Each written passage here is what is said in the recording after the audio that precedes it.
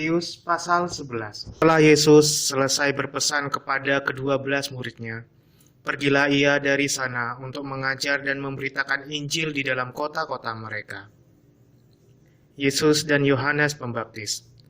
Di dalam penjara, Yohanes mendengar tentang pekerjaan Kristus, lalu menyuruh murid-muridnya bertanya kepadanya, "Engkaukah yang akan datang itu, atau haruskah kami menantikan orang lain?"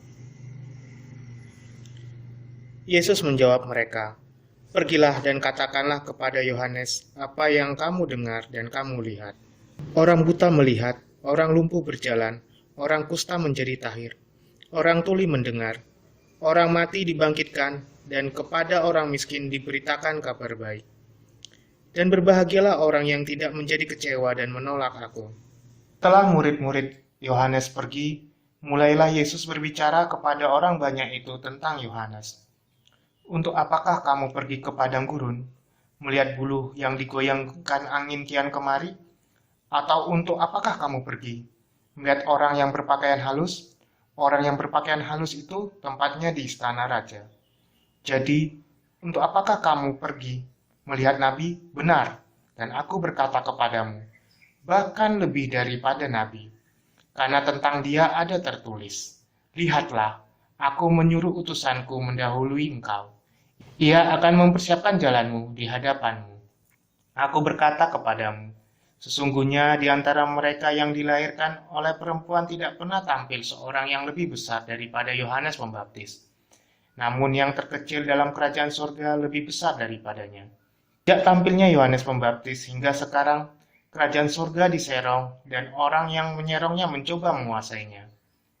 Sebab semua nabi dan kitab Taurat bernubuat hingga tampilnya Yohanes. Dan jika kamu mau menerimanya, ialah Elia yang akan datang itu. Siapa bertelinga, hendaklah ia mendengar. Dengan apakah akan kuumpamakan angkatan ini? Mereka itu seumpama anak-anak yang duduk di pasar dan berseru kepada teman-temannya, 'Kami meniup seruling bagimu, tetapi kamu tidak menari. Kami menyanyikan kidung duka, tetapi kamu tidak berkabung.'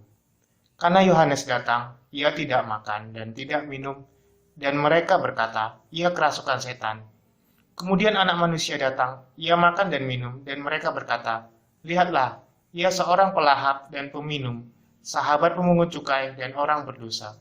Tetapi hikmat Allah dibenarkan oleh perbuatannya." Yesus mengecam beberapa kota. Lalu Yesus mulai mengecam kota-kota yang tidak bertobat, sekalipun di situ ia paling banyak melakukan mujizat-mujizatnya. "Celakalah engkau Korazim, celakalah engkau Betsaida, karena jika di Tirus dan di Sidon terjadi mujizat-mujizat yang telah terjadi di tengah-tengah kamu, sudah lama mereka bertobat dan berkabung. Tetapi aku berkata kepadamu, pada hari penghakiman, tanggungan Tirus dan Sidon akan lebih ringan daripada tanggunganmu. Dan engkau Kapernaum, apakah engkau akan dinaikkan sampai ke langit? Tidak. Engkau akan diturunkan sampai ke dunia orang mati. Karena jika di Sodom terjadi mujizat-mujizat yang telah terjadi di tengah-tengah kamu, kota itu tentu masih berdiri sampai hari ini. Tetapi aku berkata kepadamu, pada hari penghakiman, tanggungan negeri Sodom akan lebih ringan daripada tanggunganmu." Ajakan Juru Selamat. Pada waktu itu berkatalah Yesus, "Aku bersyukur kepadamu, Bapa, Tuhan langit dan bumi. Karena semuanya itu engkau sembunyikan bagi orang bijak dan orang pandai, tetapi engkau nyatakan kepada orang kecil. Ya Bapa, itulah yang berkenan kepadamu.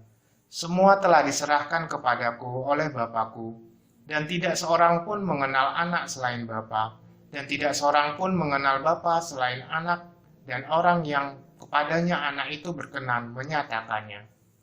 Marilah kepadaku, semua yang letih lesu dan berbeban berat. Aku akan memberi kelegaan kepadamu.